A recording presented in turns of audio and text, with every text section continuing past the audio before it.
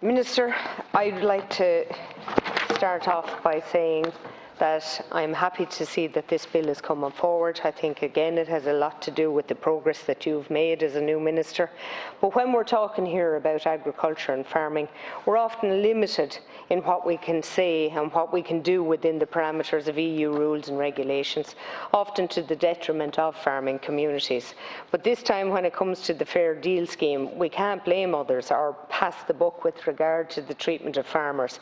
Successive governments have been solely responsible for this unequal treatment of farmers, and it's very welcome that finally steps are being made to level the Fair Deal playing field, and I'm going to attribute that to you, Minister. The Nursing Home Support Scheme is a vital piece of state support which ensures that those in need of care are able to avail of it in an affordable way, and hence the term Fair Deal Scheme. But up to now, when it comes to farmers and farm families, the current scheme could best be described as the unfair deal. It's been an unfair deal because farmers have been expected to pay higher contributions towards their care than others. The scheme in its design did not take into account the unique situation that farmers found themselves in. The 7.5% contribution from the value of asset towards the cost of care is capped for all other sectors, but it wasn't, or currently isn't, capped for a farmer. And that means that if a farmer had been in long-term care, as my colleague Peter said, for 14 years, then that farm could actually be lost. But it's not just their farm, because in most cases, family farms, farmed for decades, are passed down to generation after generation. So this bill presented is very welcome, and it's a step in the right direction, but even the passing of this bill will leave some outstanding issues to be addressed. And members of the farming community have shared with me their continuing concerns. So, for example, the demands made by the bill are quite restrictive. The successor is tied to farming the land for 6 years after the patient or client goes into the nursing home, and it places a further heavy burden on the successor, who will still have to commit to paying fees in the region of 200,000 over the initial 3-year period. I should say up to 200,000. So, Ceann Comhairle, we must remember that a farm is a working asset, and if we have a situation where the farmer has to sell land to make payments, then we're hurting their ability and the ability of future generations of the family to make a living from the farm. And the average farm income is well below what we would call an industrial wage. It can be as little as €24,000, whilst the average nursing home annual charge can be between €50,000 and €60,000.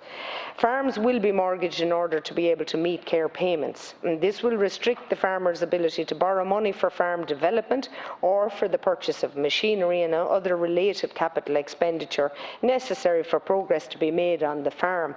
And I just appeal to you, Minister, that you may look at ways to address this. Another reality, that life expectancy has steadily increased. In 1950, life expectancy in Ireland was about 65.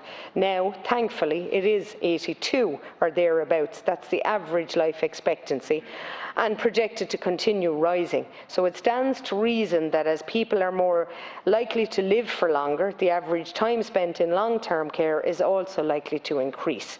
And this will, of course, affect people in every walk of life, but I believe it will have the greatest effect on farming community and families, and we must be proactive in preparing for it.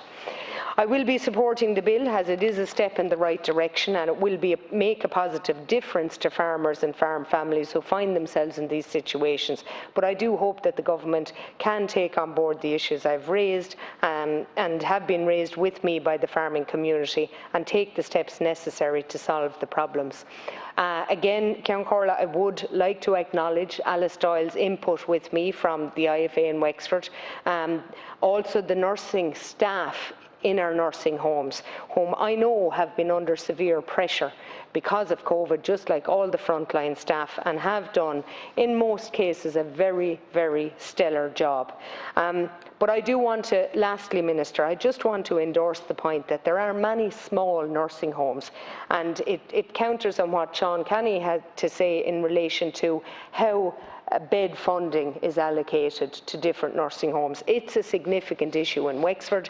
You will find that the dearest nursing home bed in Wexford, in Wicklow it's €250 more paid for a nursing home bed, believe it or not. So I have for a long time looked at why that's the case, and I haven't been able to come up with an answer. Thank you, Deputy. Thank you, Councillor.